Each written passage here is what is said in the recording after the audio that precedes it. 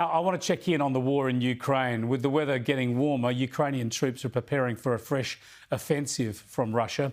Earlier this week, Finland became the latest country to join the NATO military alliance. This is not going to help the resistance, of course, of Ukraine in the here and now. I took up the issue with Yuriy, who's a special advisor to Ukraine's defence minister. He's in Australia at the moment, and he was in Bendigo today inspecting some of the bushmasters we've donated to the war effort.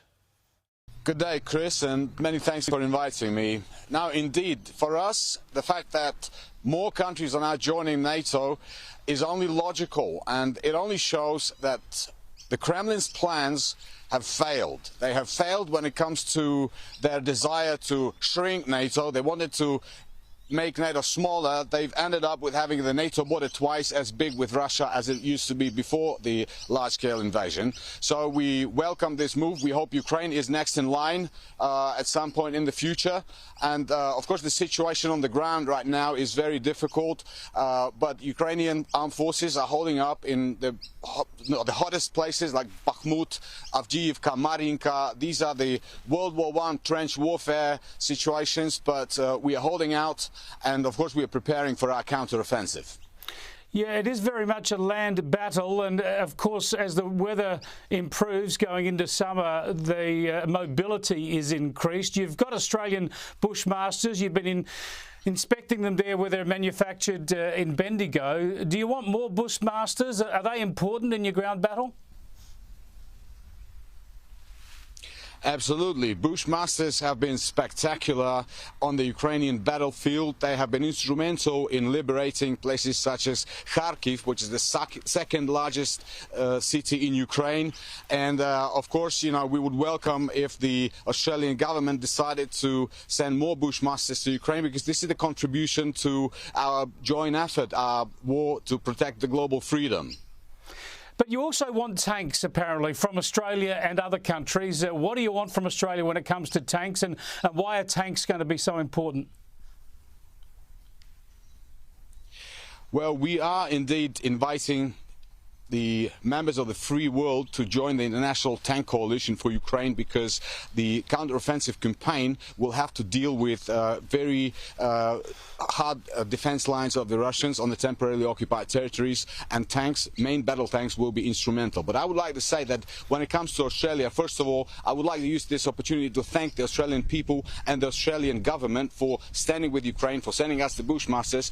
And these superb vehicles that you can see behind me, the Hawkeyes, you know, they are fantastic as well. And I can tell you one thing, we are fighting a smart war. We are standing up against an enemy which doesn't have any regard for human life of their own soldiers. So the only way we can win, and what we're doing on the battlefield, we're fighting a smart war using modern weaponry. So while the Russians are taking off tanks from the historical monuments, we invite our partners to provide us with cutting-edge modern technology, and these Hawkeyes are just that.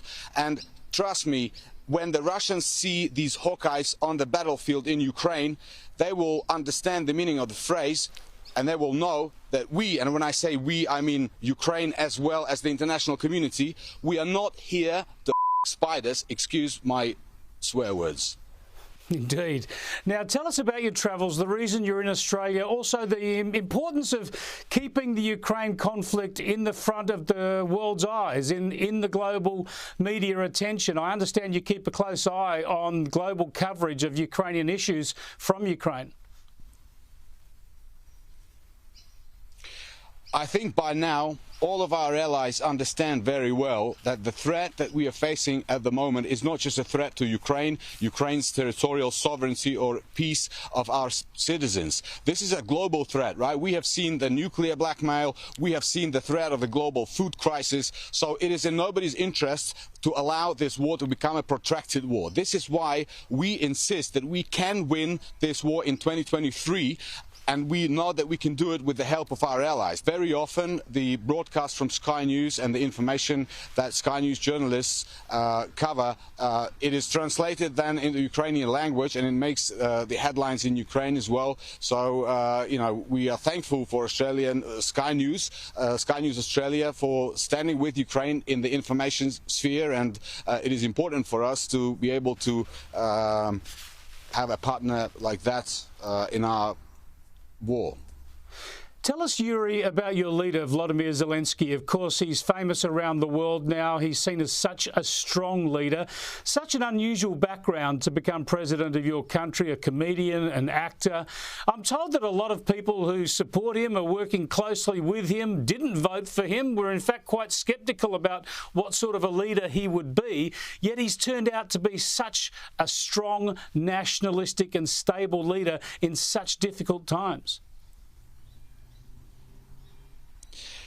Chris, we always find out the true traits of the personality of people in extreme situations. President Zelensky has shown himself to be a tremendous leader. We all remember his globally famous phrase by now when he said, "I don't need a drive, I need ammunition."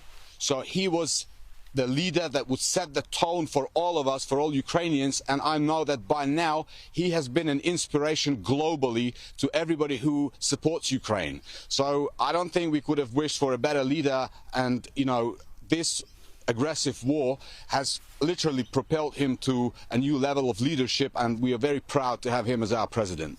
Well, Yuriy, thanks for joining us, and I hope Australia continues to support your efforts and you have a strong and prosperous summer ahead in Ukraine. Thank you so much, Chris. Thank you for having me.